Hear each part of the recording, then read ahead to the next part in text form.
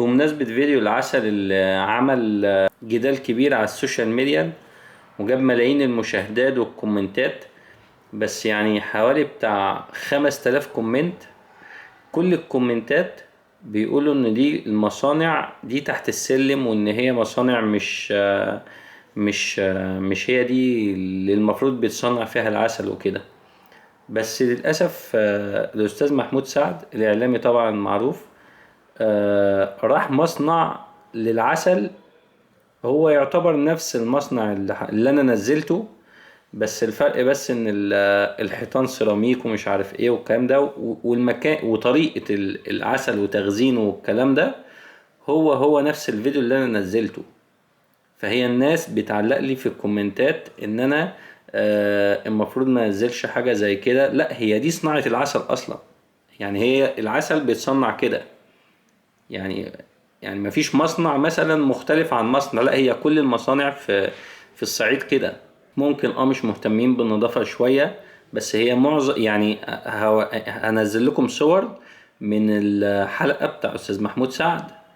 هو نفس الأسلوب اللي بيعبوا بيه الجرادل والصفايح والكلام ده كله، وإنه بيقف برضه بالشبشب فوق الحيطة اللي مخزنين جواها العسل وكل الكلام ده.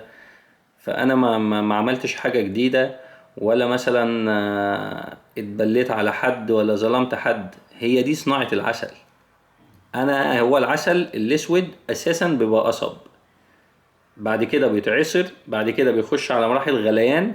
الغليان دي معرفش بقى اذا كانت بتبقى مثلا في حاجه معدن او في قلب احواض مباني وبيولعوا تحتيها، وبيبقى فيه غليان، وبتبقى مراحل تسخين لدرجات حرارة معينة. معرفش هي ايه بالظبط، يعني التفاصيل معرفهاش، بس هي في الاساس قصب، وبيتعصر وبيتغلي وبيتشال الوش، الحاجات اللي بتطلع رايش بقى، اذا كان ريم ايا كان يعني.